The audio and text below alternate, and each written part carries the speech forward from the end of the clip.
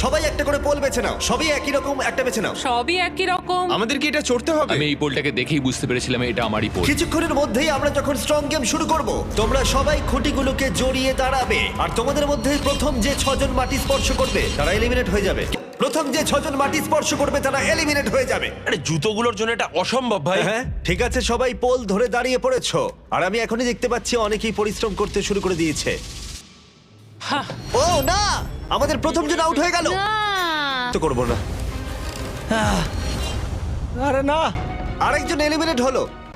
ও না ও আরেকজন এলিমিনেট হলো। শেষ জন বাকি আছে, আরেকজনকে শুধু নিচে পড়তে হবে। না হ্যাঁ, দাঁড়াও। জশ জশ জশ ধরে রাখো। তোমার সাথে দেখা হয়ে ভালো লাগলো। আমার ছেলের জন্য এটা করলাম। ম্যাক্স, তোর জন্য।